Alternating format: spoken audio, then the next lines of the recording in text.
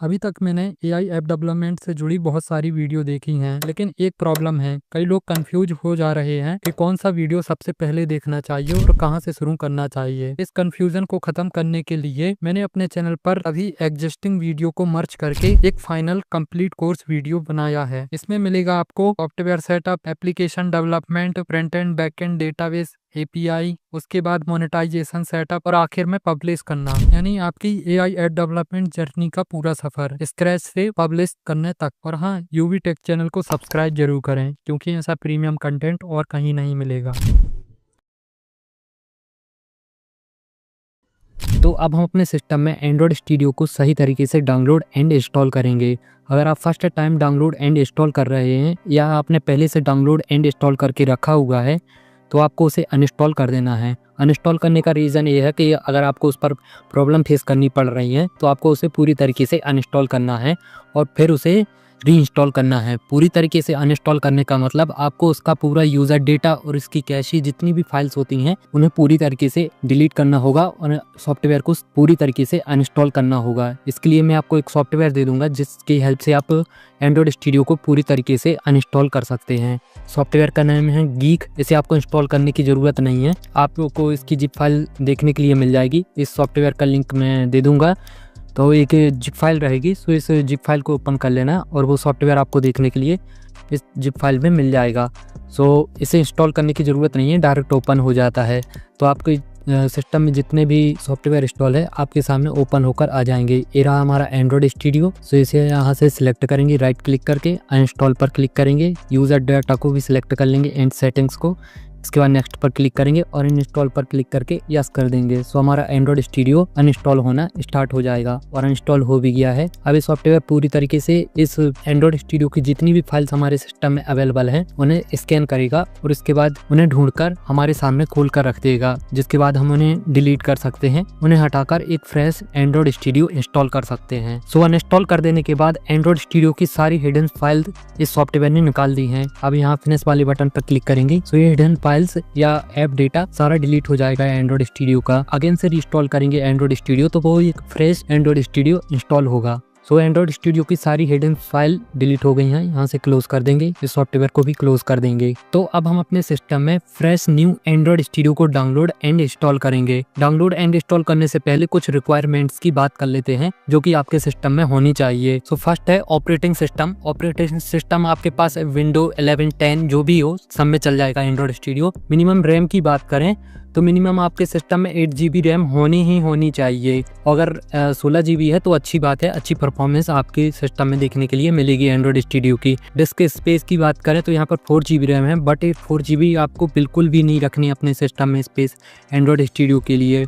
Minimum आपको 25 GB space रहनी चाहिए आपके सिस्टम में एंड्रॉयड स्टूडियो को इंस्टॉल करने के लिए, क्योंकि आपने जब देखा है जब हमने एंड्रॉयड स्टूडियो को इंस्टॉल किया था तो जब उसकी साइज ही 13 GB थी और इसके बाद उसकी कैशी फाइल और ग्रेडल की कैशी फाइल जो कि 10 GB से भी ज़्यादा की हो जाती हैं, तो अप्रॉक्स टोटल मिलाकर एंड्रॉयड स्टूडियो 20 GB तक का स्पेस घेरता है आपके सिस्टम में। इसलिए मैं रिकमेंडेड करता हूं कि आपके 25 GB रहेगा आपके सिस्टम में स्पेस एंड्रॉयड स्टूडियो के लिए, तो बेटर परफॉर्मेंस रहेगी। और SSD है तो और अच्छी बात है, अच्छी परफॉर्मेंस आएगी। दोनों में सेम ही है, मिनिमम एंड रिकमेंडेड में। और प्रोसेसर की बात करें तो प्रोसेसर आपके सिस्टम में कोई भी हो, i3, i5, i7 सब में अच्छी परफॉर्मेंस देता है। और ग्राफिक कार्ड की करें तो नहीं है तो कोई बात नहीं है, आपके इनबिल्ड ग्राफिक कार्ड में भी एंड्रॉयड स्टूडियो रन हो जाता है। अगर आपके सिस्टम में ये सारी चीजें हैं तो आप एंड्रॉयड स्टूडियो इंस्टॉल करने के लिए तैयार हैं। तो अब एंड्रॉयड स्टूडियो को डाउनलोड एंड इंस्टॉल करते हैं। तो सबसे पहले आपको आ जाना है ब्राउजर पर और सर्च बार पर आकर सर्च करना है एंड्रॉयड स्टूडियो। इसके बाद ये फर्स्ट नंबर वाली वेबसाइट को ओपन कर लेना है, download now Android studio. Website open हो जाने के बाद यहाँ डाउनलोड एंड्रॉयड स्टूडियो पर क्लिक करना है और यहाँ से टर्म्स एंड कंडीशन को एक्सेप्ट कर लेना है और यहाँ से डाउनलोड एंड्रॉयड स्टूडियो पर क्लिक करना है। ये विंडो ऑपरेटिंग सिस्टम के लिए है। अगर आप कोई और ऑपरेटिंग सिस्टम के लिए डाउनलोड करना चाहते हैं एंड्रॉयड स्टूडियो को तो यहाँ स्क्रॉल डाउन करना और यहाँ से आप अपना प्लेटफॉर्म सिलेक्ट कर लेना।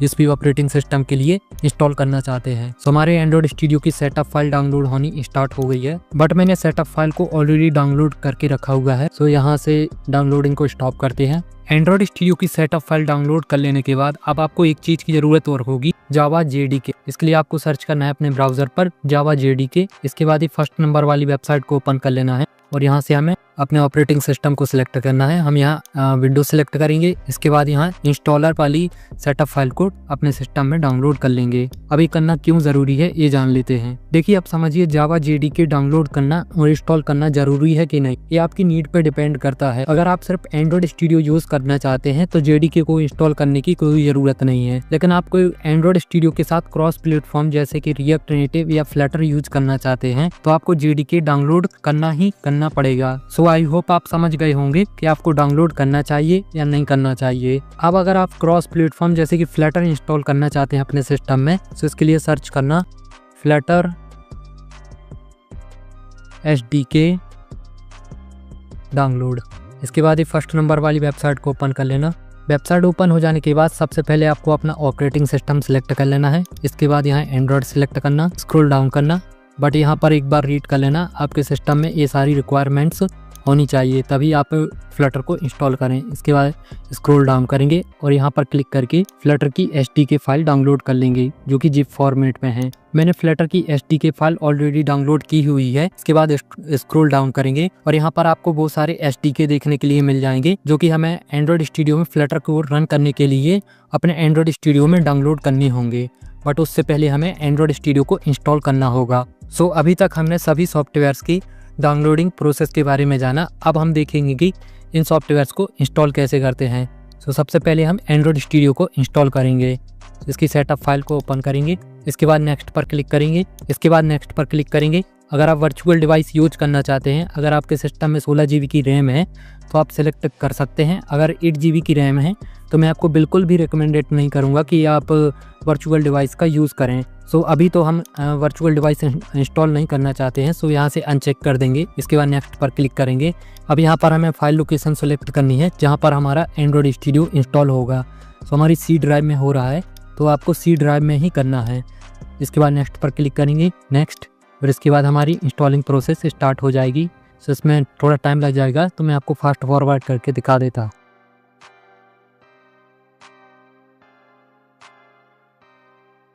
सो एंड्रॉइड स्टूडियो सक्सेसफुली इंस्टॉल हो गया है। नेक्स्ट पर क्लिक करेंगे और यहाँ से एंड्रॉइड स्टूडियो को हम डायरेक्ट लॉन्च कर लेंगे।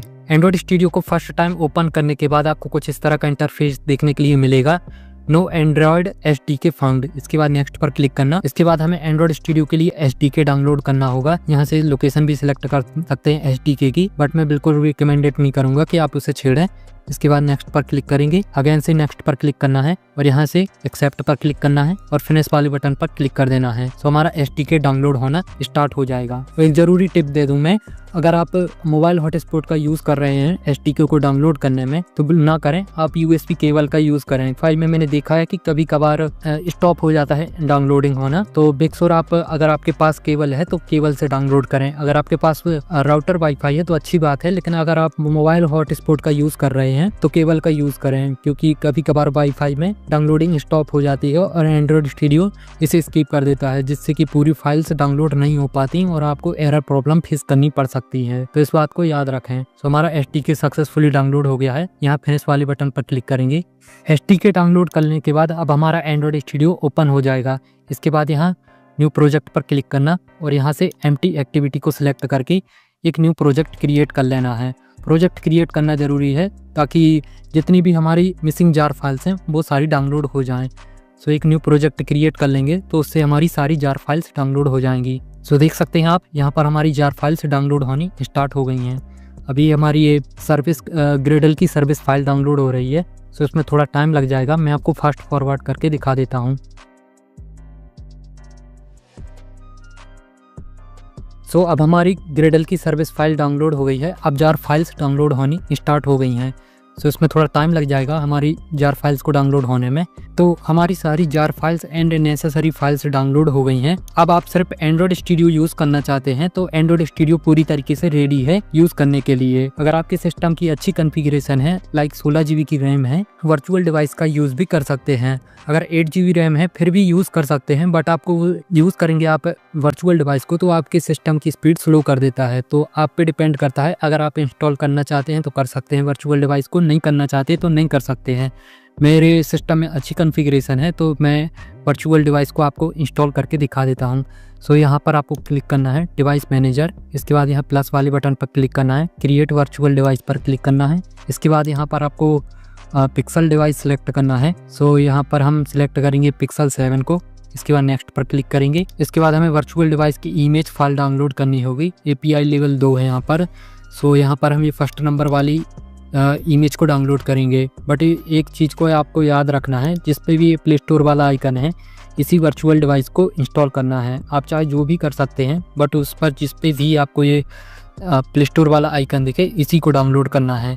इसके बाद यहाँ से हम इस वाली इमेज को डाउनलोड कर लेंगे। इसकी साइज़ है 1.6 GB। सो इसे डाउनलोड हो जाने देते हैं। सो हमारा वर्चुअल डिवाइस डाउनलोड हो गया है। यहाँ से फिनिश वाले बटन पर क्लिक करते हैं, अगेन से फिनिश वाले बटन पर क्लिक करते हैं। ये रहा हमारा वर्चुअल डिवाइस। यहाँ प्ले वाले बटन पर क्लिक करके इसे स्टार्ट करते हैं। सो अब हमारा वर्चुअल डिवाइस ऑन है। यहाँ रनिंग डिवाइसेस पर आएंगे। ये रहा हमारा वर्चुअल डिवाइस, जिस पर आप अपने ऐप को टेस्ट कर सकते हैं, डीबग कर सकते हैं और उसका आउटपुट देख सकते हैं। सो एक बार रन करके आउटपुट भी देख लेते हैं अपने ऐप का। तो यहाँ से हम सबसे पहले अपनी मेन एक्टिविटी को ओपन कर लेंगे, ये रही। इसके बाद यहाँ से हम प्ले वाले बटन पर क्लिक करेंगे और यहाँ पर हमने पिक्सल 7 जो हमारा वर्चुअल डिवाइस है इसे सेलेक्ट किया हुआ है। सो हमारी APK फाइल बिल्ड होनी स्टार्ट हो जाएगी। जैसे ही बिल्ड हो जाएगी वैसे ही हमारी वर्चुअल डिवाइस पर ऑटोमेटिकली रन हो जाएगी और हमें ऐप का आउटपुट देखने के लिए मिल जाएगा। सो यहाँ पर थोड़ा टाइम लग जाएगा फर्स्ट टाइम में, सो वेट कर लेते हैं।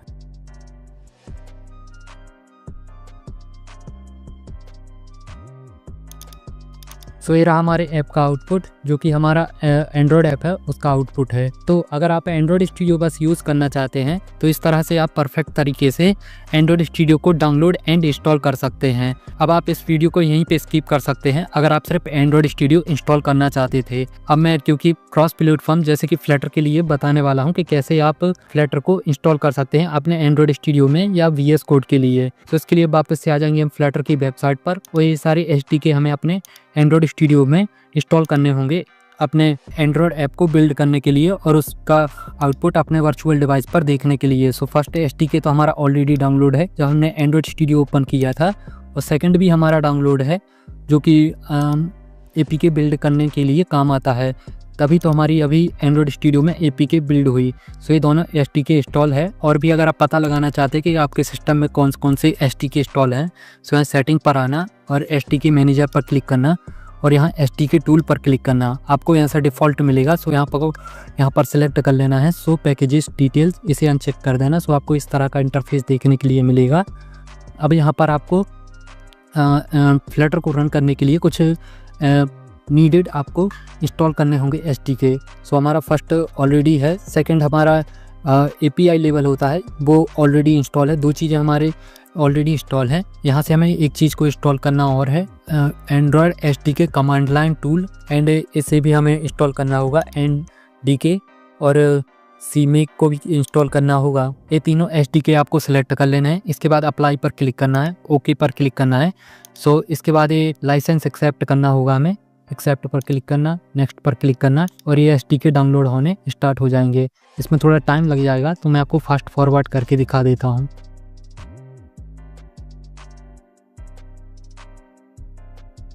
इसके बाद आपको ओपन कर लेना है अपने फ्लटर की SDK जिप फाइल। ओपन हो जाने के बाद आपको C ड्राइव को ओपन कर लेना है। C ड्राइव ओपन हो जाने के बाद आपको इसके अंदर एक फ्लटर का फोल्डर मिलेगा। फ्लटर के फोल्डर को आपको C ड्राइव में डाल देना है, जैसे कि मैंने यहाँ पर डाल दिया है। और अगर आपके सिस्टम में ऑलरेडी आपने पहले कभी फ्लटर इंस्टॉल किया हो तो उसकी SDK फाइल को रिमूव कर देना और सिस्टम एनवायरनमेंट वेरिएबल से भी हटा देना उसका पाथ। तो ये मेक श्योर कर लेना, नहीं तो आपके सिस्टम में फ्लटर रन नहीं होगा। सो हमारी C ड्राइव में फ्लटर का फोल्डर आ गया है। यहाँ से क्लोज कर देते हैं और इसके बाद इस फ्लटर के फोल्डर को ओपन करेंगे और यहाँ पर हमें एक फ़ोल्डर मिलेगा बीम, इसे ओपन करना है और इसके यहाँ से पाथ को कॉपी कर लेना है। पाथ को कॉपी करने के बाद सर्च बार पर आकर सर्च करना है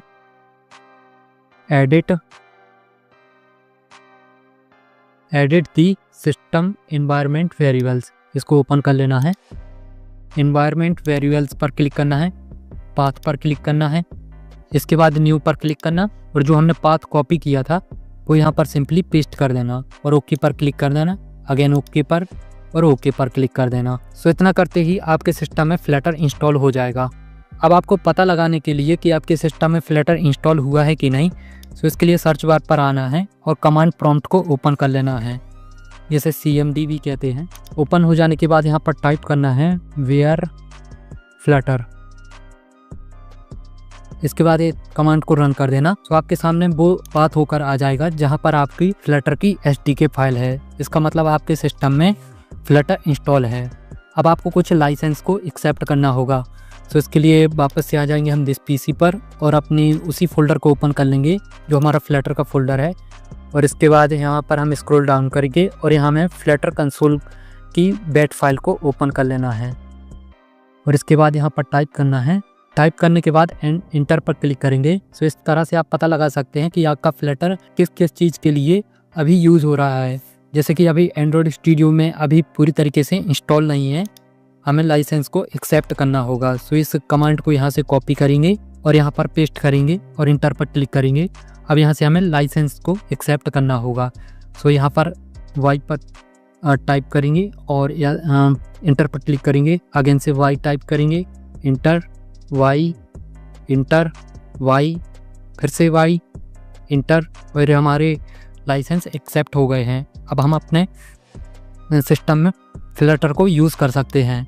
सो एंड्रॉयड स्टूडियो में फ्लटर यूज़ करने के लिए आ जाएंगे हम एंड्रॉयड स्टूडियो पर। सबसे पहले इस जेटपैक के प्रोजेक्ट को क्लोज करते हैं, बंद करते हैं और यहाँ प्लगइन्स पर आएंगे और यहाँ हम सर्च करेंगे फ्लटर। सर्च करने के बाद ये फर्स्ट नंबर वाले प्लगइन को इंस्टॉल करेंगे और एक और प्लगइन को हमें इंस्टॉल करना होगा।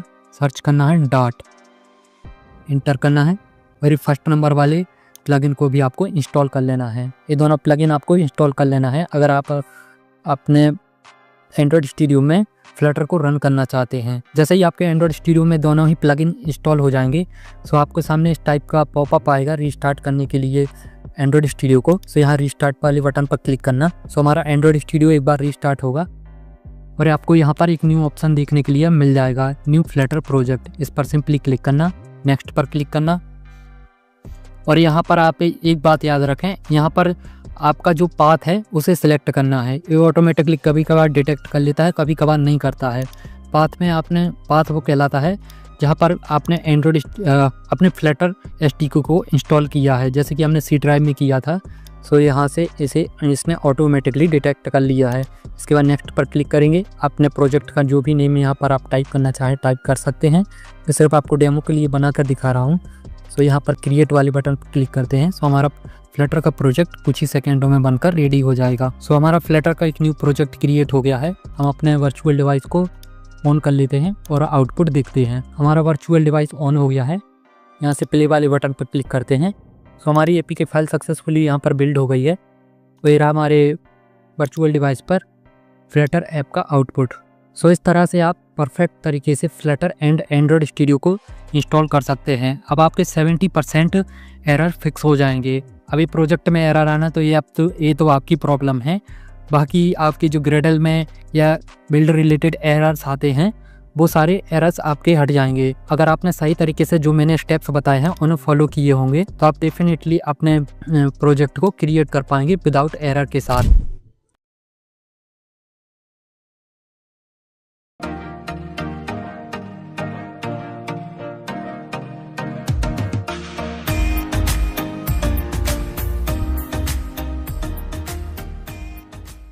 अपनी स्पेन टू अर्न एप्लीकेशन को क्रिएट करने के लिए एप्लीकेशन की वर्किंग को नोट कर लिया है और हमारी एप्लीकेशन पर 4 स्क्रीन्स रहेंगी।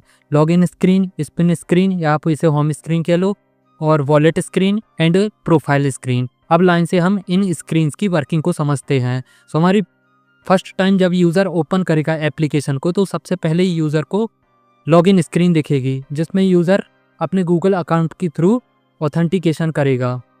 और जिससे कि हमें यूज़र का name, email address, user ID, points and unique refer code मिलेगा, जिसे यूज़र शेयर करके अपने फ्रेंड से अर्न कर सकता। सेकेंड स्क्रीन रहेगी हमारी स्पिन स्क्रीन, या आप इसे होम स्क्रीन भी कह लो। इसी के थ्रू यूज़र को अर्निंग होगी। अब समझते हैं कि यूज़र को अर्निंग कैसे होगी।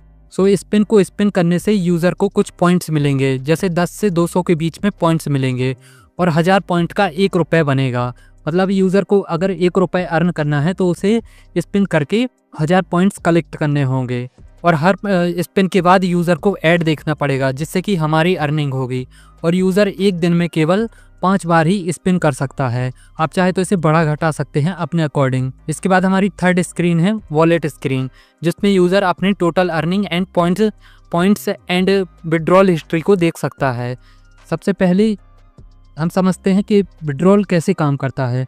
सो विड्रॉल के लिए हम मैनुअल पेमेंट का यूज़ करेंगे। मतलब यूज़र अपनी यूपीआई एंटर करेगा और जितना मिनिमम पेमेंट है, जैसे कि यूज़र ने अगर 1000 पॉइंट कर लिए और 1 रुपये विड्रॉल करना चाहता है, तो उसके बाद वो अपनी यूपीआई इंटर करेगा और 1 रुपये अमाउंट इंटर करेगा। इसके बाद रिक्वेस्ट सेंड करेगा, तो वो रिक्वेस्ट हमारे फायरबेस पर रिसीव हो जाएगी। इसके बाद हम यूज़र को उसकी यूपीआई पर अपने पेमेंट ऐप के थ्रू पेमेंट कर देंगे और यूज़र का अकाउंट अपडेट कर देंगे। जैसे कि यूज़र ने 1 रुपये की रिक्वेस्ट भेजी थी विड्रॉल करने के लिए, तो हमने उसे पेमेंट कर दिया। इसके बाद हम फायरबेस पर उसका अकाउंट को 0 कर देंगे, बिकॉज हमने उसका विड्रॉल रिक्वेस्ट सक्सेस कर दिया है। और जैसा कि मैंने आपको बताया था कि यूज़र को 1 रुपये अर्न करने के लिए 1000 पॉइंट्स अर्न करने होंगे, जो वो स्पिन के थ्रू अर्न करेगा। और मिनिमम आप चाहे तो विड्रॉल कम ज़्यादा कर सकते हैं। मैंने 1 रुपये उदाहरण के लिए बताया है।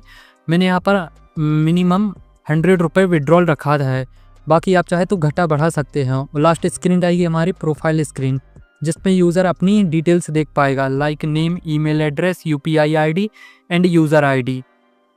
और साथ में हर यूज़र को यूनिक रेफर कोड मिलेगा, जिसे वो अपने फ्रेंड के साथ शेयर करके 2 रुपीज़ अर्न कर सकता है। आप चाहे तो इसकी अमाउंट बढ़ा घटा सकते हैं। अगर आप यूज़र को 5 रुपये देना चाहते हैं अपने ऐप पर बनाकर, तो आप इसे बढ़ा घटा सकते हैं। और ये सारा डेटा हमारी फायरबेस के डेटाबेस पर स्टोर होगा, जो कि रियल टाइम रहेगा। और साथ ही इस पूरे ऐप की वर्किंग को मैंने एक डिटेल प्रॉम्प्ट में कन्वर्ट कर लिया है। ये रहा वो सिंगल पैराग्राफ जिसमें मैंने इस पूरे ऐप की वर्किंग को बना लिया है, क्योंकि हम अपने इस स्पिन टू अर्न एप्लीकेशन को एआई के थ्रू क्रिएट करने वाले हैं। सो इसके लिए हमें एक प्रॉम्प्ट की ज़रूरत होगी, जो कि मैंने ऑलरेडी बनाकर रखा हुआ है। अगर आपको बनाना नहीं आता तो मैं और भी कई वीडियोस में बता चुका हूं, और आप इसका यूज़ करके भी प्रॉम्प्ट बना सकते हैं। ये दोनों डॉक्यूमेंट मैं आपको लिंक इनकी डिस्क्रिप्शन में दे दूंगा। तो आप चलिए चलते हैं अपने एप्लीकेशन की ओर और अपने प्रोजेक्ट को क्रिएट करना स्टार्ट करते हैं।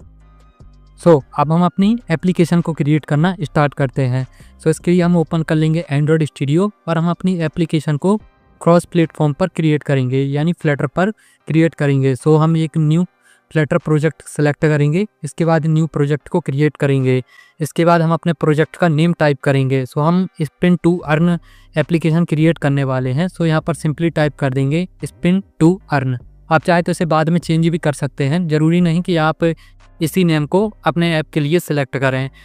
हमने यहाँ पर अपने ऐप का नेम या प्रोजेक्ट का नेम टाइप कर दिया है। इसके बाद प्रोजेक्ट की लोकेशन आप यहाँ से चेंज कर सकते हैं। मैंने डेस्कटॉप सिलेक्ट की हुई है। जैसे ही हमने प्रोजेक्ट क्रिएट किया, हमारी प्रोजेक्ट फाइल हमारे डेस्कटॉप पर आ गई है। अब हमारा प्रोजेक्ट लोड होना स्टार्ट हो जाएगा। इसकी थोड़ी फाइल लोड होती हैं, तो यहाँ पर थोड़ी हम वेट कर लेते हैं जब तक हम अपने वर्चुअल डिवाइस को ऑन कर लेते हैं, जिससे कि हम अपने प्रोजेक्ट का आउटपुट देख पाएँ। हमारा वर्चुअल डिवाइस भी ऑन हो गया है और मैंने यहाँ पर अपने प्रोजेक्ट को रन कर दिया है और हमारी एपी की फाइल सक्सेसफुली बिल्ड भी हो गई और हमारे वर्चुअल डिवाइस पर रन भी हो गई है। अब हम अपने इस प्रोजेक्ट का आउटपुट अपने वर्चुअल डिवाइस पर देख सकते हैं। यहाँ पर हमारा ये रहा प्रोजेक्ट का आउटपुट। तो अब हमारा प्रोजेक्ट सेटअप डन होता है। अब चलते हैं फायरबेस पर और अपना बैकएंड सेटअप करते हैं। इसके लिए आ जाएंगे हम अपनी फायरबेस की वेबसाइट पर और एक न्यू प्रोजेक्ट को क्रिएट करेंगे फायरबेस पर। यहाँ पर हम क्रिएट फायरबेस प्रोजेक्ट पर क्लिक करेंगे। इसके बाद यहाँ पर हम अपने प्रोजेक्ट का नेम टाइप करेंगे, जैसा कि हमारा स्पिन टू अर्न एप्लीकेशन है। मैं यहाँ पर सिंपली टाइप कर दूंगा स्पिन टू अर्न। मैं यहाँ पर टाइप करता हूँ सो मैंने यहाँ पर अपने प्रोजेक्ट का नेम टाइप कर दिया। इसके बाद कंटिन्यू पर क्लिक करेंगे, अगेन कंटिन्यू और इसके बाद यहाँ पर एनालिटिक्स के लिए हम डिफ़ॉल्ट फायरबेस अकाउंट को सिलेक्ट करके प्रोजेक्ट को क्रिएट कर लेंगे। सो इसमें थोड़ा टाइम लग जाएगा। सो नाउ अब हमारा प्रोजेक्ट फायरबेस पर क्रिएट हो गया है। इसके बाद कंटिन्यू पर क्लिक करेंगे। कंटिन्यू पर क्लिक करने के बाद यहाँ हम एंड्रॉयड को सिलेक्ट करेंगे। सेलेक्ट करने के बाद यहाँ पर हम अपने ऐप का नेम टाइप करेंगे। जो भी आप रखना चाहें तो रख सकते हैं, ज़रूरी नहीं कि आपने जो अपने ऐप का नेम रखा है वही रखें, आप चाहे जो भी टाइप कर सकते हैं। सो मैंने यहाँ पर स्पेन टू अर्न टाइप किया है। आप चाहे तो कुछ और भी टाइप कर सकते हैं, ज़रूरी नहीं कि आप ऐप नेम ही टाइप करें। इसके बाद आपको अपने ऐप का पैकेज नेम इंटर करना होगा। सो आप अपने ऐप का पैकेज नेम कैसे ले सकते हैं इसे जानते हैं। सो इसके लिए आपको वापस से अपने प्रोजेक्ट पर आना होगा। प्रोजेक्ट पर आने के बाद एंड्रॉयड की फ़ोल्डर को ओपन करना है। इसके बाद ऐप की फ़ोल्डर को ओपन करना है। इसके अंदर आपको एक ग्रेडल की फ़ाइल मिलेगी। यहाँ पर आपको सिंपली देख लेना है कि आपका पैकेज नेम कहाँ पर है। जैसा कि मेरा ये रहा पैकेज नेम, और सभी ग्रेडल फाइल्स में यहीं पर आपको पैकेज नेम देखने के लिए मिलेगा। आप चाहे तो पैकेज नेम को भी चेंज कर सकते हैं। सो मैंने यहाँ पर कॉपी करके पैकेज नेम को पेस्ट कर दिया है। अब यहाँ पर गूगल से साइन अप कराने के लिए यूज़र को यहाँ पर हमें सर्टिफिकेट आईडी को अप्लाई करना होगा। सो आप इसे कैसे ले सकते हैं ये जानते हैं। सो इसके लिए आपको एक कमांड की ज़रूरत होगी, जो कि ये रही। इसे यहाँ से सिंपली कॉपी कर लेना है। इसके बाद आपको ओपन कर लेना है CMD को ओपन करने के बाद जो कमांड कॉपी की थी वो यहाँ पर सिंपली पेस्ट कर देनी है और एंटर पर क्लिक करेंगे। सो आपके सामने वो की आ जाएगी। इसे यहाँ से सिंपली कॉपी कर लेना है। कॉपी करने के बाद वापस से आ जाना है आपको फायरबेस की वेबसाइट पर। वेबसाइट पर आने के बाद जो हमने की कॉपी की थी वो यहाँ पर सिंपली पेस्ट कर देना है। इसके बाद रजिस्टर ऐप पर क्लिक करना है। इसके बाद आपको यहाँ पर जेसन फाइल डाउनलोड कहेगा, तो आपको इसे डाउनलोड नहीं करना है, सिंपली नेक्स्ट पर क्लिक करना है। डाउनलोड करना है बट अभी नहीं करना है, जब मैं आपको बताऊंगा तब आपको डाउनलोड करना है। इसके बाद अगेन से नेक्स्ट पर क्लिक करना है, कंटिन्यू टू कंसोल पर क्लिक करना है। सो हमारा ऐप फायरबेस पर ऐड हो जाएगा। इसके बाद यहाँ बिल्ड पर आना है, ऑथेंटिकेशन पर आना है। इसके बाद गेट स्टार्टेड पर क्लिक करना है। इसके बाद हमें यहाँ पर मेथड सेलेक्ट करना है कि किसके थ्रू हम साइन अप क्रिएट कराना चाहते हैं। सो हमने गूगल सेलेक्ट किया है और सपोर्ट के लिए हम अपनी ईमेल को सिलेक्ट कर लेंगे। इसके बाद सेव पर क्लिक करेंगे।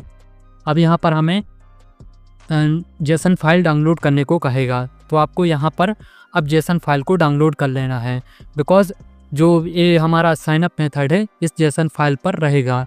तो इसलिए हम यहाँ पर यहीं से हम अपनी जेसन फाइल को डाउनलोड करेंगे। सो ये रही हमारी जेसन फाइल। अब इस जेसन फाइल को हमें अपने प्रोजेक्ट पर इंपोर्ट करना है। सो ये कैसे करना है अब इसे जान लेते हैं। तो मैंने यहाँ पर अपने डेस्कटॉप पर रख ली है जेसन फाइल। इसके बाद हमें AI बेस्ड कोड एडिटर को ओपन कर लेना है। लिंक आपको डिस्क्रिप्शन पे मिल जाएगी, मैं इस पर कई वीडियोस बना चुका हूँ। इसके बाद हमारी जो स्पेन टू अर्न एप्लीकेशन का प्रोजेक्ट फाइल है उसे सिंपली इस कोड AI कोड एडिटर पर ओपन कर लेना है। इसके बाद हम यहाँ पर main.dart को सिलेक्ट करेंगे और एंड्रॉयड के फोल्डर में ऐप के फोल्डर को ओपन करेंगे और यहाँ पर हमें इस जेसन फाइल को इंपोर्ट करना है। सो हम यहाँ पर सिंपली ड्रॉप कर देंगे। सो ये हमारी जेसन फाइल सक्सेसफुली हमारे प्रोजेक्ट पर इंपोर्ट हो जाएगी। सो हमने अपने प्रोजेक्ट पर जेसन फाइल को इंपोर्ट कर लिया है। अब हम अपने प्रोजेक्ट का या अपने ऐप का डेटाबेस क्रिएट करेंगे। सो इसके लिए वापस से आ जाएंगे हम अपनी फायरबेस की वेबसाइट पर और यहाँ हम प्रोजेक्ट शॉर्टकट्स को ओपन करेंगे। इसके बाद बिल्ड को ओपन करेंगे और यहाँ हम डेटाबेस को सिलेक्ट करेंगे। इसके बाद क्रिएट डेटाबेस पर क्लिक करेंगे। यहाँ पर हम नियर बाई लोकेशन को सिलेक्ट करेंगे जिससे कि हमें अपने डेटाबेस की परफॉर्मेंस अच्छी देखने के लिए मिले। सो मैं यहाँ पर दिल्ली सिलेक्ट कर लेता हूँ। इसके बाद नेक्स्ट पर क्लिक करेंगे। इसके बाद आपको 2 मोड्स मिलेंगे, प्रोडक्शन मोड, टेक्स्ट मोड। यहाँ पर हम टेक्स्ट मोड को सिलेक्ट करेंगे, बाद में चाहे आप इसे स्विच कर सकते हैं। इसके बाद क्रिएट पर क्लिक करेंगे। सो हमारा डेटाबेस क्रिएट होना स्टार्ट हो जाएगा। इसके बाद आपको कुछ इस तरह का इंटरफेस देखने के लिए मिलेगा। यहाँ स्टार्ट कलेक्शन पर क्लिक करना है। यहाँ कलेक्शन आईडी पर आपको वो टाइप करना है जो यूज़र का डेटा आप स्टोर करना चाहते हैं। सो हम यहाँ पर सिंपली टाइप कर देंगे यूज़र्स, बिकॉज हम यूज़र्स का डेटा स्टोर करना चाहते हैं अपने डेटाबेस पर। सो यहाँ पर हमने यूज़र टाइप किया। इसके बाद नेक्स्ट। अब यहाँ पर हम डॉक्यूमेंट आईडी को ऑटो कर देंगे। अब यहाँ पर हम जो यूज़र से अपना डेटा मतलब यूज़र से कलेक्ट कराना चाहते हैं वो यहाँ पर टाइप करेंगे। जैसे कि हम फील्ड में टाइप कर देंगे यूज़र का नेम, एंड टाइप में हम स्ट्रिंग सेलेक्ट करेंगे, एंड वैल्यू में हम कोई भी रैंडम नेम टाइप कर देंगे यूज़र का। आप चाहे तो अपना भी टाइप कर सकते हैं। अब जो यहाँ पर क्रिएट कर रहे हैं वो यूज़र का डेटा हमारे डेटा बेस पर स्टोर होगा। आई थिंक आप समझ गए होंगे। तो हमने नेम कर लिया, अब ईमेल कर लिया। सो हमने यहाँ पर फील्ड में ईमेल टाइप किया, स्ट्रिंग हमने स्ट्रिंग सेलेक्ट किया है। इसके बाद यहाँ वैल्यू में हम कोई भी एक ईमेल टाइप कर देंगे। जैसे कि मैंने यहाँ पर टेस्टिंग वाला ईमेल टाइप कर दिया है, आप चाहे तो अपना भी टाइप कर सकते हैं। इसके बाद यहाँ पर हम यूज़र के पॉइंट्स जो भी अर्न करेगा यूज़र वो स्टोर करना चाहते हैं। सो यहाँ पर सिंपली टाइप कर देंगे पॉइंट्स। इसके बाद पॉइंट्स होते हैं हमारे टाइप में होते हैं, स्ट्रिंग में तो होते नहीं हैं, नंबर्स में होते हैं। सो हम यहाँ पर नंबर सेलेक्ट करेंगे। वैल्यू हम कुछ भी दे सकते हैं पॉइंट्स की, ज़रूरी नहीं कि आप जो मैं दे रहा हूँ वही दें। आप इसे अपने फ्लटर प्रोजेक्ट से चेंज भी कर सकते हैं। जैसे कि मैंने यहाँ पर रेंडमली टाइप कर दिया है 1000, तो आप जो भी टाइप करना चाहें कर सकते हैं। इसके बाद एक न्यू फील्ड को क्रिएट करेंगे और इसके बाद यहाँ पर टाइप करेंगे टोटल अर्निंग। इससे यूज़र की टोटल अर्निंग स्टोर होगी हमारे डेटाबेस पर, और अर्निंग तो हमारी नंबर्स में रहती है। सो यहाँ पर नंबर टाइप सेलेक्ट कर लेंगे। वैल्यू आप चाहे जो भी रखना चाहे, इसको डुप्लीकेट कर लिया है टोटल अर्निंग की फील्ड को, बिकॉज हम दो जगह पर अपनी अर्निंग को शो कराएंगे। सो मैंने यहाँ पर डुप्लीकेट कर लिया है। इसके बाद यहाँ पर वैल्यू 0 कर दी है। आप चाहे तो और भी वैल्यू को बढ़ा घटा सकते हैं, या आपने अकॉर्डिंग जो कुछ भी करना चाहे वैल्यू में टाइप कर सकते हैं। बट एक बात ध्यान रखें, स्ट्रिंग में स्ट्रिंग टाइप करना है। स्ट्रिंग में नेम जैसे होता है और नंबर्स में नंबर्स ही होती है वैल्यू, तो इस बात को याद रखें, नहीं तो मिस्टेक हो जाएगी और डेटाबेस सही से कनेक्ट नहीं होगा। इसके बाद हम फील्ड में एक न्यू फील्ड क्रिएट करेंगे जिसमें हम देखेंगे कि यूज़र ने लास्ट टाइम हमारे ऐप पर लॉगिन कब किया है। सो ये टाइम एंड डेट में होगा। सो हम टाइप में सिलेक्ट करेंगे टाइम। सो यहाँ पर हम अभी की टाइम एंड डेट को सिलेक्ट कर देंगे। इससे ये पता चलेगा कि यूज़र ने कब हमारे ऐप पर लॉगिन किया था लास्ट टाइम, और इसका डेट एंड टाइम हमें देखने के लिए मिल जाएगा। रियल टाइम हम अपने डेटाबेस पर देख पाएंगे। और इसके बाद आप और जो यूज़र से कलेक्ट कराना चाहते हैं, यूज़र मतलब डेटाबेस में स्टोर करना चाहते हैं यूज़र की डिटेल, सो यहाँ पर टाइप कर सकते हैं। जैसे कि मैंने रेफर कोड स्पिन यूज़र दिन में कितने बार कर सकता है।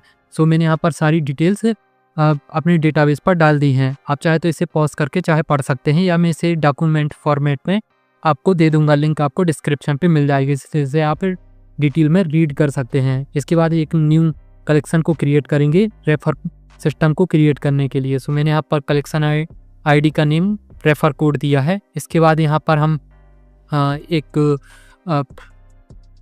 डॉक्यूमेंट आईडी को क्रिएट करने के लिए यहाँ पर डॉक्यूमेंट में हम एक रेफर कोड को टाइप कर देंगे। मैंने यहाँ पर शुरू में मिस्टेक कर दी थी।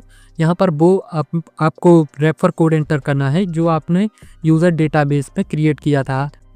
यहाँ पर आप देख सकते हैं मैंने यहाँ पर क्रिएट कर लिया है। और यहाँ पर मैं ये बताना चाह रहा था कि जो कुछ यहाँ पर आपने क्रिएट किया है ना रेफरल में यूज़र डेटाबेस पर, वही आपको क्रिएट करना है।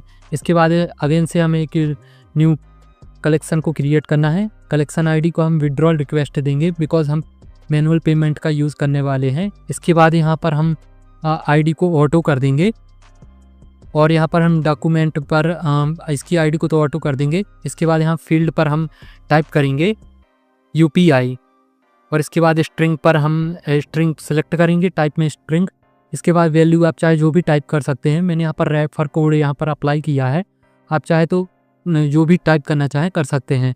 इसके बाद न्यू फील्ड को क्रिएट करेंगे जिसमें यूज़र की UPI आईडी हमारे डेटाबेस पर शो होगी। सो ये इसका टाइप हमने स्ट्रिंग सेलेक्ट किया है। और इसके बाद यहाँ पर हम वैल्यू में एक टेस्टिंग UPI आईडी को टाइप कर देंगे, जैसे कि मैंने यहाँ पर टाइप कर दिया test@UPI।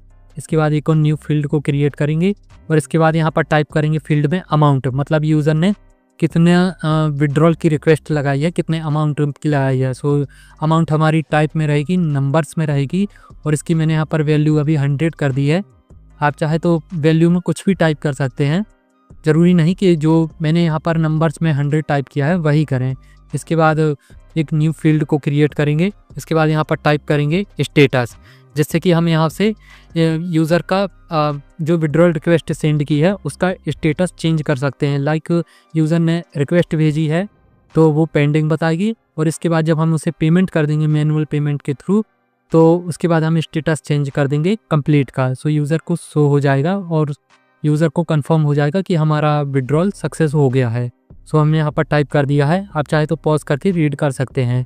इसके बाद सेव पर क्लिक कर देंगे। ये भी हमारा कंप्लीट होता है।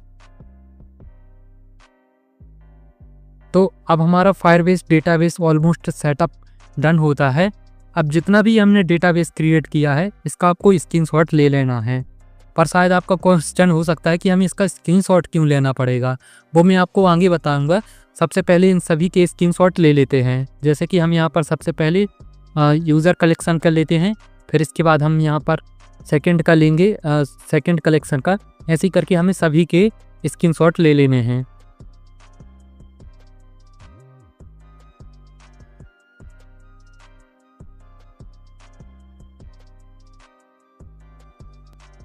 स्क्रीनशॉट्स ले लेने के बाद अब हम अपने ऐप को क्रिएट करेंगे। अभी तक हमने बैकएंड सेटअप किया, अब फ्रंट एंड पर आते हैं।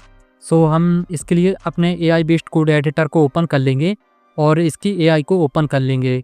इसके बाद हम यहाँ पर कुछ फाइल्स को टैग करेंगे, जैसे कि अपनी जेसन फाइल एंड main.dart को टैग करेंगे। इसके बाद हम यहाँ पर कंपोजर पर वो प्रॉम्प्ट इंटर करेंगे जो मैंने आपको वीडियो के स्टार्टिंग में बताया था कि हमारे ऐप का प्रॉम्प्ट है, जिसमें हमारे ऐप का पूरा लॉजिक है स्क्रीन बाय स्क्रीन कि हमारे ऐप कैसे वर्क करेगा, उस पर क्या क्या सिस्टम है रेफर का, क्या अर्निंग कर है, सब कुछ इस प्रॉम्प्ट में मैंने बना लिया है। सो इसे यहाँ से सिंपली कॉपी करेंगे और इसके बाद यहाँ पर इंटर करेंगे, पेस्ट करेंगे, और इसके बाद हम यहाँ पर कुछ स्क्रीनशॉट को भी अटैच करेंगे जैसे कि हमने वो लिए थे डेटाबेस के। सो यहाँ पर हम यहाँ पर ड्रॉप कर देंगे। अब इससे ये होगा कि ये इस AI एडिटर का AI समझ जाएगा कि हमने फायरबेस पर कैसा डेटाबेस क्रिएट किया है और उसके अकॉर्डिंग हमारा एप्लीकेशन क्रिएट कर देगा। सो ये एक बेस्ट आइडिया लगा बिगिनर्स के लिए जिन्हें इतनी नॉलेज नहीं है कि कैसे ऐप क्रिएट करते हैं। सो आप इस ट्रिक को आजमा सकते हैं। तो हमने यहाँ पर सबमिट वाले बटन पर क्लिक कर दिया है। अब हमारी एप्लीकेशन पूरी तरीके से बननी स्टार्ट हो जाएगी। बस आपको कुछ चेंजेस को एक्सेप्ट करना पड़ेगा और हमारी ऐप की पूरी स्क्रीन्स और बैकएंड ऑटोमेटिकली सेटअप हो जाएगा, डेटाबेस से कनेक्ट हो जाएगा, ऑथेंटिकेशन स्क्रीन क्रिएट हो जाएगी और जितने हमारी वो रेफर सिस्टम है सब कुछ क्रिएट हो जाएगा। सिर्फ आपको चेंजेस को एक्सेप्ट करते जाना है। जैसे कि ये अभी कोड जनरेट हुआ तो चेंजेस को एक्सेप्ट करने को कहेगा। सो यहाँ पर आपको सिंपली एक्सेप्ट करते जाना है। तो मैं आपको फास्ट फॉरवर्ड करके दिखा देता हूँ, बिकॉज बहुत सी कोड फाइल्स को जनरेट होना है तो बहुत टाइम लग जाएगा। तो मैं आपको फास्ट फॉरवर्ड करके दिखा देता हूँ, कोई भी मैं स्किप नहीं करूँगा।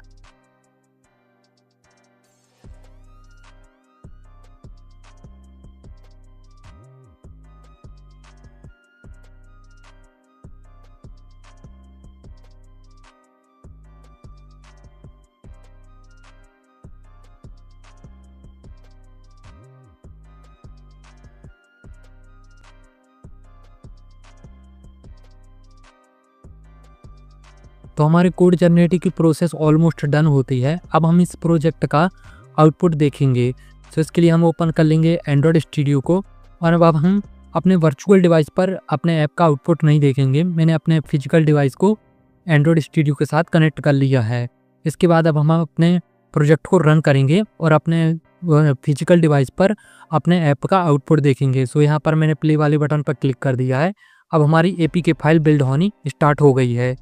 सो यहाँ पर थोड़ा टाइम लग जाएगा। वो ये रही मेरे डिवाइस की स्क्रीन। सो आप यहाँ पर देख सकते हैं APK फाइल बिल्ड हो रही है और हमारी APK फाइल सक्सेसफुली बिल्ड भी हो गई है और अब हमारी डिवाइस पर इंस्टॉल होनी स्टार्ट हो गई है। सो यहाँ पर हमारी डिवाइस पर APK फाइल इंस्टॉल भी हो गई है, ऑटोमेटिकली लॉन्च भी हो गई है। बट यहाँ पर अभी हमें बैकग्राउंड में आपको इशू देखने के लिए मिल रहा होगा, साइज प्रॉब्लम। सो इसे हम बाद में फिक्स कर लेंगे। तो यहाँ पर हम सबसे पहले ऑथेंटिकेशन करते हैं। यहाँ पर बटन पर इशू है, इसका साइज़ रिस्पॉन्सिव नहीं है, तो इसे हम बाद में फिक्स कर लेंगे। तो यहाँ पर हम क्लिक करके ऑथेंटिकेशन कर लेते हैं। तो यहाँ पर हम अपने गूगल अकाउंट को सिलेक्ट करेंगे। सो मैंने यहाँ पर एक अकाउंट को सिलेक्ट कर लिया है। इसके बाद हम ये चेक भी करेंगे कि जो हम यहाँ पर अकाउंट सेलेक्ट करते हैं इसका डेटा हमारे डेटाबेस पर स्टोर होता है कि नहीं। सो हमने यहाँ पर ऑथेंटिकेशन किया तो यहाँ हमारी होम स्क्रीन ओपन होकर आ गई है, जो कि हमारी स्पिन स्क्रीन है। और ये रही हमारा वॉलेट सेक्शन एंड ये रही हमारे प्रोफाइल सेक्शन, ये रहा हमारा रेफर कोड। और यहाँ पर हम अपनी UPI ID को सेव कर सकते हैं जिस पे हम विड्रॉल ले सकते हैं। और यही आप सिस्टम आप वॉलेट सेक्शन पर भी देख सकते हैं। और यहाँ पर आप अपने फ्रेंड का रेफर कोड अप्लाई करके 2 रुपीज़ अर्न कर सकते हैं और अपने अकॉर्डिंग जो भी आप बनाना चाहें वो कर सकते हैं। और यहाँ पर हमें एक प्रॉब्लम देखने के लिए मिली है अभी वॉलेट सेक्शन में। पहले हम यहाँ पर टेस्ट कर लेते हैं स्पिन में। सो आप यहाँ पर देख सकते हैं स्पिन करने पर हमारे पॉइंट्स मिल रहे हैं हमें। और यहाँ पर आप टोटल पॉइंट्स भी देख सकते हैं, ऊपर आप देख सकते हैं। और डेली आप कितने स्पिन कर सकते हैं वो भी देख सकते हैं। सो यहाँ पर आप देख सकते हैं जैसे ही हमने स्पिन किया और तो हमें पॉइंट्स मिल रहे हैं। बट हर स्पिन करने के बाद हमें ऐड देखना पड़ेगा जिससे कि हमारी अर्निंग होगी। तो इसे हमने अप्लाई किया है बट टेस्टिंग ऐड की ID अप्लाई नहीं की है जो कि हमने प्रॉम्प्ट में दिया था। तो अब डेटाबेस को चेक कर लेते हैं। सो हमने यहाँ पर हमने इसी नेम से ऑथेंटिकेशन किया था और साथ में हमारा यही रेफर कोड था। और ये रही हमारी यूज़र ID और हमारी ये टोटल पॉइंट्स। सो आप यहाँ पर ऐप पर भी वही पॉइंट्स देख सकते हैं और यहाँ पर भी वो पॉइंट्स देख सकते हैं। सो हम यहाँ पर पॉइंट्स को अपडेट करते हैं, उनकी वैल्यू को चेंज करते हैं। जैसे कि मैं यहाँ पर टाइप कर देता हूँ 1000। सो आप यहाँ पर देख सकते हैं कुछ ही सेकंडों में ऐप पर भी अपडेट हो गए ये पॉइंट्स। सो इसका मतलब ये पक्का होता है कि हमारा रियल टाइम डेटाबेस वर्किंग है हमारे ऐप के साथ। तो अब हम अपना विड्रॉल सिस्टम भी चेक कर लेते हैं कि वर्किंग है कि नहीं। सबसे पहले हम यहाँ पर और पॉइंट्स को बढ़ा देते हैं। अब हमारे ऐप पर भी पॉइंट्स बढ़ गए हैं तो अब विड्रॉल लगाते हैं। तो यहाँ पर हम सबसे पहले एक टेस्टिंग UPI ID को इंटर करेंगे और इसके बाद अमाउंट। सो यहाँ पर 100 रुपये करते हैं और जैसे ही हम विड्रॉल पर क्लिक करेंगे तो हमारे ऐप पर एरर शो कर रहा है बट यहाँ पर हमें रिक्वेस्ट रिसीव हो गई है विड्रॉल की। आप यहाँ पर देख सकते हैं हमारे डेटाबेस पर सक्सेसफुली वो रिक्वेस्ट आ गई है। अब यहाँ पर हम स्टेटस भी चेंज कर सकते हैं और यहाँ पर हम वो UPI ID भी दे सकते हैं जो यूज़र ने इंटर की है विड्रॉल के लिए। आप यहाँ से मैनुअल पेमेंट कर सकते हैं यूज़र को और इसका बैलेंस। तो अब हमने टेस्ट कर लिया कि हमारे ऐप का बैकएंड परफेक्टली वर्किंग है एंड डेटाबेस। तो अब हमारे ऐप पर प्रॉब्लम ये है कि हमारे ऐप का user interface and responsive size नहीं है, बहुत सी प्रॉब्लम्स हैं। तो इसे फिक्स कराने के लिए सबसे पहले तो हम आ जाएंगे AI बेस्ड कोड एडिटर पर। इसके बाद हमारी जितनी भी स्क्रीन्स हैं उन सबको टैग कर देंगे। टैग करने के बाद एक प्रॉम्प्ट को यहाँ पर इंटर करेंगे जो कि आपको डिस्क्रिप्शन या मैं डॉक्यूमेंट फाइल पर दे दूँगा। तो इसे सिंपली यहाँ पर इंटर करेंगे और इसके बाद सबमिट वाले बटन पर क्लिक करेंगे। सो जितने भी हमारे ऐप पर प्रॉब्लम्स हैं वो सारी फिक्स हो जाएंगी और साथ में यूज़र इंटरफेस भी इनहेंस हो जाएगा। सो अगेन से कोड जनरेट की प्रोसेस स्टार्ट होगी तो मैं आपको फास्ट फॉरवर्ड करके दिखा देता हूँ यहाँ पर।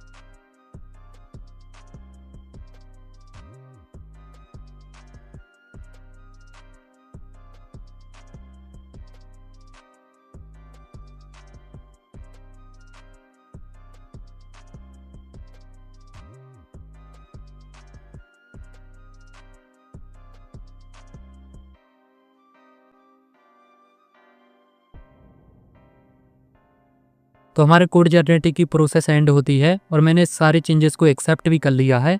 अब चलते हैं एंड्रॉयड स्टूडियो पर और रीलोड करके देखते हैं अपने फिजिकल डिवाइस पर क्या क्या चेंजेस हुए हैं और हमारा यूज़र इंटरफेस इनहेंस हुआ है कि नहीं और साइज़ प्रॉब्लम फिक्स हुई है कि नहीं। और साथ में हम अब फायरबेस के साथ रियल टाइम टेस्ट भी करेंगे कि हमारा डेटाबेस सक्सेसफुली वर्किंग है कि नहीं। अगेन से टेस्ट करेंगे अब हम। सो अब हमारी एप्लीकेशन कुछ इस तरह दिख रही है। सो हमें यहाँ पर सबसे पहले तो अपने गूगल अकाउंट के साथ लॉगिन करना होगा बट यहाँ पर हम फायरबेस पर जो हमने पहले हमारा पहले डेटा था तो यहाँ से इस डिलीट कर देते हैं। अगेन से हम टेस्ट करेंगे पूरी तरीके से। सो यहाँ पर हम अपने अकाउंट के साथ लॉगिन करते हैं। अगेन से वही अकाउंट को हम लॉगिन करेंगे। सो हमने यहाँ पर लॉगिन कर दिया है और ये अकाउंट यहाँ पर देखने के लिए मिल गया है, यही अकाउंट था। सो यहाँ पर हमने डिलीट कर दिया था, वापस से लॉगिन किया तो वापस आ गया है। और साथ में हमारे टेस्टिंग ऐड भी अब रन हो रहे हैं और अब हमारे ऐप का यूज़र इंटरफेस काफ़ी गुना इन्हेंस हो गया है और हमने जितने भी विड्रॉल्स लगाए थे वो अभी यहाँ पर हिस्ट्री भी देख पा रहे हैं और प्रोफाइल सेक्शन तो और भी अच्छा इन्हेंस हो गया है और भी गुड लुकिंग बन गया है। और साथ में ये सारे प्राइवेसी पॉलिसी एंड पेज भी क्रिएट हो गए हैं। अब इस ऐप को आप चाहे प्ले स्टोर पर भी पब्लिश कर सकते हैं। सो यहाँ पर हम टेस्ट कर लेते हैं कि अब हम स्पिन करते हैं तो हमें ऐड दिखना पड़ता है कि नहीं। तो हमने यहाँ पर स्पिन किया, हाँ, तो यहाँ पर ऐड रन हो रहे हैं, रिवार्डेड ऐड रन हो रहे हैं। मतलब जब तक हम ऐड नहीं देखेंगे तो नेक्स्ट स्पिन नहीं कर सकते हैं। तो यहाँ पर परफेक्टली वर्किंग है। और यहाँ पर रियल टाइम अपडेट भी देखने के लिए मिल पा रहे होंगे आपको।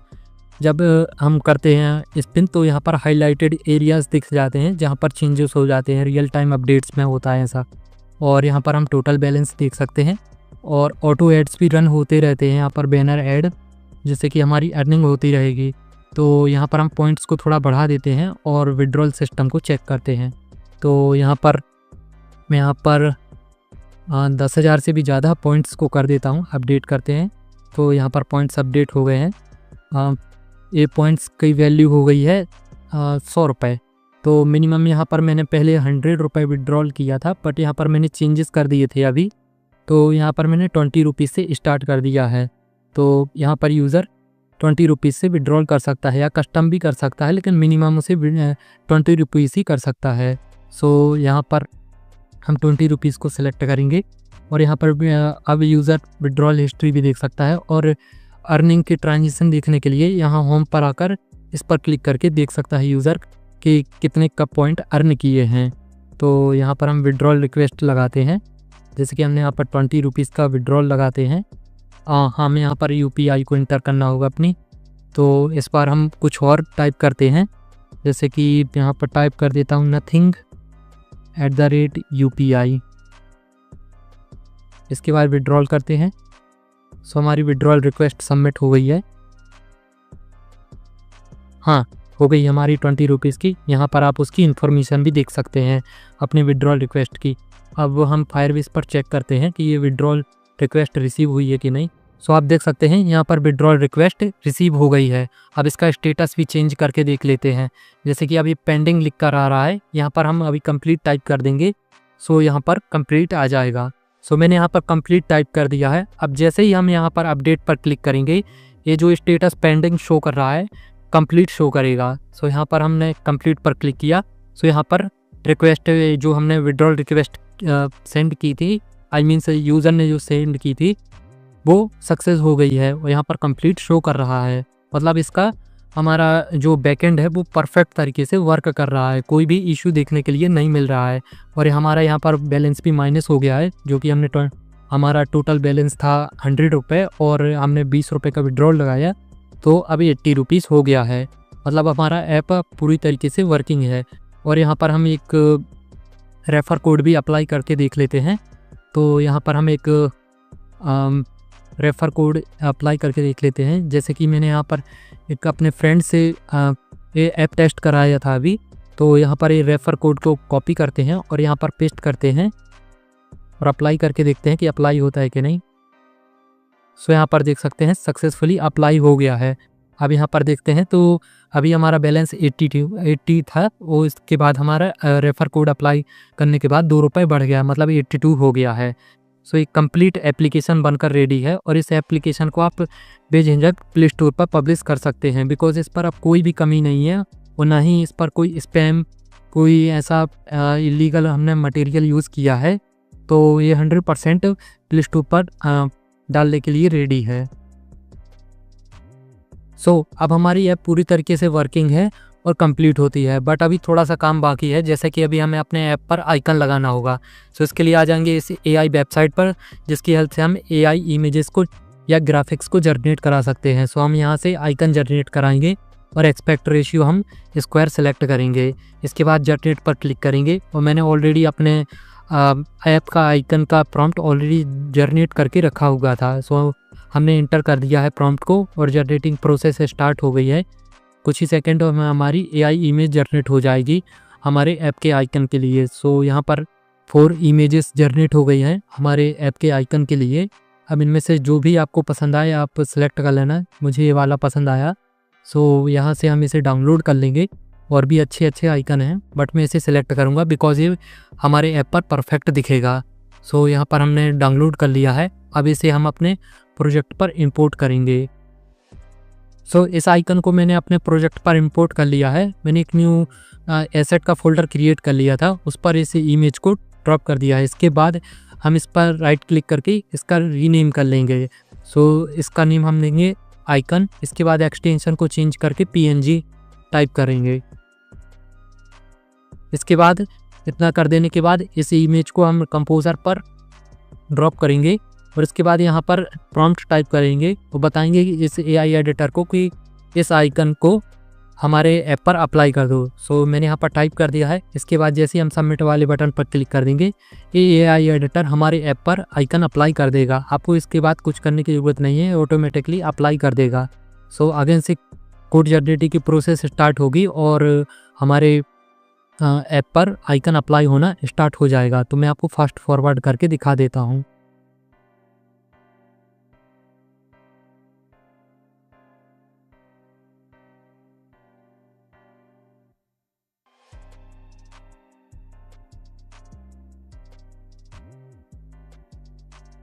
अब हमारे ऐप पर आइकन सक्सेसफुली अप्लाई हो गया है। अब हम अपने ऐप की APK फाइल को बिल्ड करेंगे। इसके लिए ओपन कर लेंगे टर्मिनल और टर्मिनल पर आकर हम अपने रिलीज APK फाइल को बिल्ड करने की कमांड देंगे।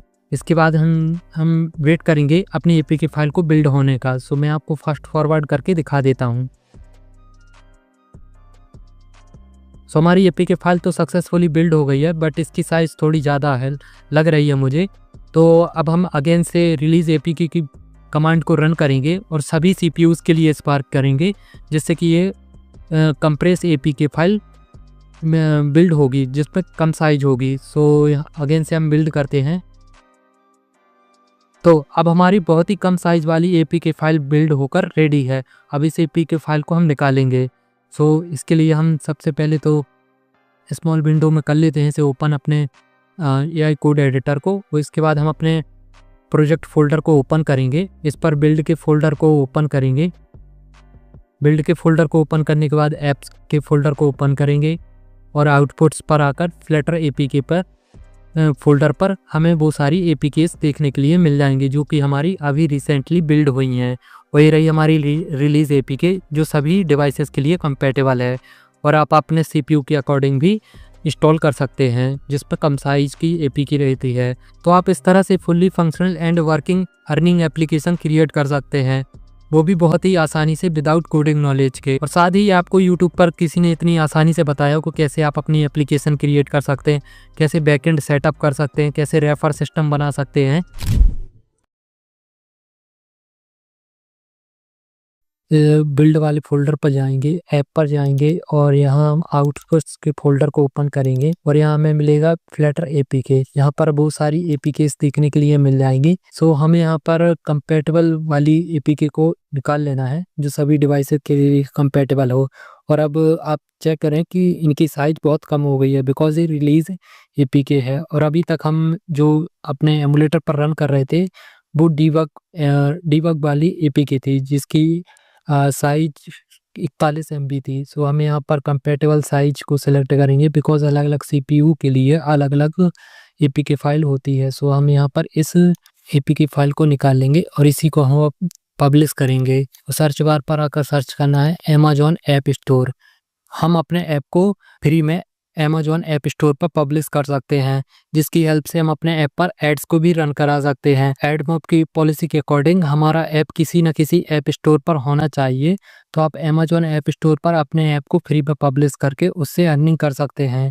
सबसे पहले हम Amazon ऐप स्टोर को ओपन कर लेंगे और आपको सबसे पहले यहाँ पर डेवलपर अकाउंट को ओपन करना होगा, बट मैंने ऑलरेडी क्रिएट किया हुआ है। यहाँ पर हम डेवलपर कंसोल पर क्लिक करेंगे। यहाँ ऐड अ न्यू ऐप पर क्लिक करना, एंड्रॉइड को सिलेक्ट करना है। इसके बाद यहाँ पर हमें अपने ऐप की बेसिक डिटेल्स को फिल करना है जैसे कि ऐप का title, category and other details को। यहाँ पर जल्दी से फिल कर देते हैं। हमने यहाँ पर अपने ऐप का टाइटल यहाँ पर टाइप कर दिया है। इसके बाद यहाँ पर हमें अपने ऐप का पैकेज नेम इंटर करना है। यहाँ पर हम वापस से आ जाएंगे अपने प्रोजेक्ट पर, एंड्रॉयड के फोल्डर को ओपन करेंगे, ग्रेडल की फाइल को ओपन करेंगे और ये रहा हमारा पैकेज नेम, यहाँ से कॉपी करेंगे।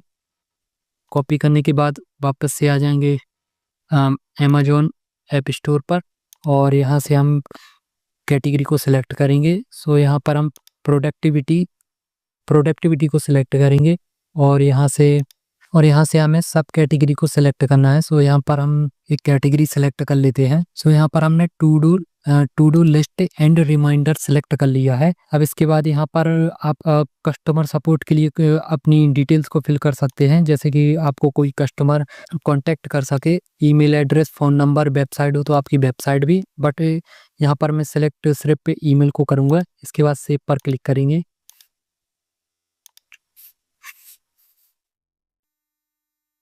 इसके बाद यहाँ पर आपको इस तरह का इंटरफेस देखने के लिए मिलेगा। अब यहाँ पर हमें अपनी एपीके फाइल को अपलोड करना है। सो यहाँ पर हम एपीके फाइल को यहाँ पर ड्रॉप कर देते हैं। सो हमारी एपीके फाइल अपलोड होनी स्टार्ट हो गई है। अगेन से हमें कैटेगरी को सिलेक्ट करना है। सो यहाँ पर हम प्रोडक्टिविटी को सिलेक्ट करेंगे और यहाँ पर हमने जैसे प्रीवियस में सिलेक्ट किया था, सो वापस से यहीं पर हम to do list and reminder select करेंगे और सपोर्ट लैंग्वेज सपोर्ट। सो यहाँ पर हम इंग्लिश सिलेक्ट करेंगे। एपीके फाइल अपलोड हो जाने के बाद इसके बाद नेक्स्ट पर क्लिक करेंगे। इसके बाद यहाँ पर हमें किस किस कंट्री के लिए या रिलीजन के लिए करना है, सो हम यहाँ पर ऑल कंट्रीज के लिए रहने देंगे और टारगेट ऑडियंस पे हम ऑल एजेस ग्रुप्स को सिलेक्ट करेंगे। इसके बाद नेक्स्ट पर क्लिक करेंगे। इसके बाद यहाँ पर हम अपने ऐप को पेड रखना चाहते हैं या फ्री, सो हम यहाँ पर फ्री रखने देंगे और यहाँ पर हमें अपने ऐप का short description, long description and product feature bullets and यहाँ पर कुछ कीवर्ड्स को भी इंटर करना है। सो ये सब हम चैट जीपीटी की हेल्प से जनरेट करा लेते हैं। सो हमने अपने ऐप का टाइटल यहाँ से कॉपी करेंगे और कॉपी करने के बाद चैट जीपीटी को ओपन करके ये सारी डिस्क्रिप्शंस जनरेट करा लेंगे। सो हमने चैट जीपीटी की हेल्प से सारी टेक्स्ट डिस्क्रिप्शन को फिल कर दिया है।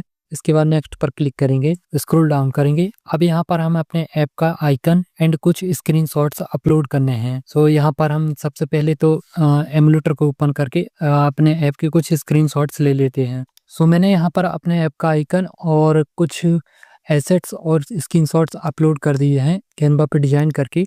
अब इसके बाद यहाँ आप ऑप्शन है, यहाँ पर आप अपलोड करना चाहे एसेट्स तो कर सकते हैं, नहीं करना चाहे तो ना कर सकते हैं, कोई ज़रूरी नहीं है। इसके बाद नेक्स्ट पर क्लिक करेंगे। सो मैंने सारी डिटेल्स को फिल कर दिया है। अगेन से एक बार और मैं आपको दिखा दे रहा हूँ। फर्स्ट में हमने सबसे पहले एपी की फाइल को अपलोड किया। इसके बाद हमने अपने ऐप का टाइटल या ऐप का नेम कह लो उसे हम इंटर किया। इसके बाद कैटेगरी की, इसके बाद लैंग्वेज एंड यहाँ पर ऑटोमेटिकली सिलेक्ट हो जाता है ईमेल जिस भी अकाउंट से बना है। इसके बाद नेक्स्ट स्टेप आया था, सो वो यहाँ पर हमें सबसे पहले टारगेट ऑडियंस को सिलेक्ट करना था और रिलीजन कंट्री को सिलेक्ट करना था। तो हमने ऑल कंट्री एंड रिलीजन को सिलेक्ट किया था। इसके बाद यहाँ पर हमसे कुछ प्राइवेसी एंड डेटा के बारे में पूछा, तो मैंने यहाँ पर एक प्राइवेसी यूआरएल को अप्लाई किया और यहाँ पर नो सेलेक्ट किया और प्राइवेसी यूआरएल मैंने एक यहाँ रैंडम वेबसाइट से उठा लिया था। तो अगर आपकी खुद की वेबसाइट है तो आप वहाँ का अप्लाई करें तो बेटर रहेगा। इसके बाद यहाँ पर हमें ऐप स्टोर डिटेल्स पर यहाँ पर हमें डिटेल्स फिल करनी थी। सबसे पहले थे हमारा ऐप परचेसिंग, सो हमारा ऐप फ्री है तो यहाँ पर हमने फ्री सेलेक्ट किया है। अगर आप पेड रखना चाहें तो पेड भी कर सकते हैं। इसके बाद अगेन से हमारे ऐप का डिस्प्ले क्या हो टाइटल, सो यहाँ पर टाइप करें। इसके बाद short description, long description and product feature bullets यहाँ पर दी गई हैं और इसके बाद यहाँ पर कीवर्ड्स जिससे कि आपका ऐप रैंक करेगा और यहाँ पर हमें अपने ऐप के एसेट्स अपलोड करने हैं जैसे कि आइकन एंड उसके स्क्रीनशॉट, 3 स्क्रीनशॉट अपलोड कर सकते हैं। सो मैंने यहाँ पर 3 किए हुए हैं जो कि मैंने कैनवा से ऑलरेडी डिजाइन कर लिए थे यहाँ पर।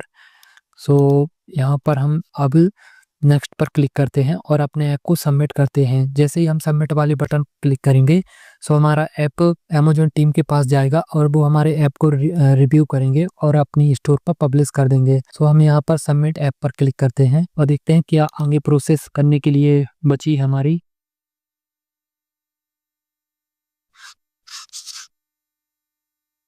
सो हमारे ऐप को पब्लिश करने की सबमिट हो चुकी है रिक्वेस्ट और जैसे ही हमारा ऐप लाइव हो जाएगा वैसे ही हमारे ऐप पर जो अभी टेस्टिंग ऐड रन हो रहे हैं वो रियल ऐड में कन्वर्ट हो जाएंगे और आपके ऐप से आपको रेवेन्यू होनी स्टार्ट हो जाएंगी। वैसे भी यहाँ पर अभी ऐड रन हो रहे हैं और एक रियल ऐड है, गूगल एडमॉब की रियल ऐड है जिससे कि आपको रियल में अर्निंग होती है और यहाँ पर आपको बैनर ऐड भी शो करते हैं। बस हमें थोड़ा बहुत ये ऐप को यूज़ करना होता है। जैसे कि मैं अगेन से ओपन करता हूं तो यहाँ पर बैनर ऐड भी शो करते हैं। मैंने अभी थोड़ी देर पहले टेस्ट किया था ऐप को तो यहाँ पर बैनर ऐड भी रन होते हैं इस ऐप पर। सो आप देख सकते हैं यहाँ पर बैनर ऐड भी रन हो रहे हैं बट मेरा इंटरनेट इतना स्लो है सो लोड नहीं हुआ ये ऐड, बाकी ऐड रन होते हैं। सो अब लास्ट काम रह गया है, इसके बाद हम वीडियो को एंड करते हैं। तो वापस से आ जाएंगे हमें एंड्रॉइड स्टूडियो पर और अपनी ग्रेडल की फाइल को ओपन करके अपने ऐप का पैकेज नेम कॉपी कर लें। और आप चाहे तो पैकेज नेम भी चेंज कर सकते हैं। यहाँ पर आप प्रॉम्प्ट देकर अपने, जैसे कि हमने अपने ऐप का आइकन एंड नेम चेंज किया था, वैसे आप पैकेज नेम भी प्रॉम्प्ट टाइप करके चेंज कर सकते हैं। ज़रूरी नहीं कि आप डिफ़ॉल्ट ही यूज़ करें। सो कॉपी कर लेने के बाद अब आ जाएंगे हम एडमॉब की वेबसाइट पर। एडमॉब की वेबसाइट पर आने के बाद जो हमने ऐप ऐड किया था एडमॉब में, उसके बाद यहाँ ऐप सेटिंग पर आए हुए हैं। ऐप सेटिंग पर आने के बाद यहाँ पर हमें ऐप स्टोर डिटेल्स पर आना है और ऐड पर क्लिक करना है। और इसके बाद यहाँ पर हमें अमेजोन ऐप स्टोर पर क्लिक करना है, कंटिन्यू पर क्लिक करना है और जो हमने पैकेज नेम कॉपी किया था वो यहाँ पर सिंपली पेस्ट करके सेव कर देना है और डन पर क्लिक कर देना है और हमारा डन हो जाता है। और यहाँ से हमें अप्रूवल स्टेटस का अभी गेटिंग रेडी आ रहा है ऑप्शन, मतलब अब हम जैसे ही हमारा ऐप अमेजोन ऐप स्टोर पर लाइव हो जाएगा वैसे ही हमारे ऐप पर एड्स रन होना स्टार्ट हो जाएंगे, जिससे कि आपकी अर्निंग होनी स्टार्ट हो जाएंगी। सो इस तरह से आप फ्री ऑफ कॉस्ट आप अपने ऐप को फ्री में पब्लिश कर सकते हैं। तो ये था कंप्लीट कोर्स जिसमें मैंने आपको एआई की हेल्प से कंप्लीट ऐप बनाना, ऐड इंटीग्रेशन करना और फ्री ऑफ कॉस्ट में उसे पब्लिश करना सब कुछ सिखाया। अब जैसे ही पब्लिश हो जाता है ऐप तो आप मेरा ऐप भी ट्राई कर सकते हैं। मैं टेलीग्राम पर उसकी लिंक पब्लिश कर दूंगा जैसे ही हमारा ऐप प्ले स्टोर पर पब्लिश हो जाएगा।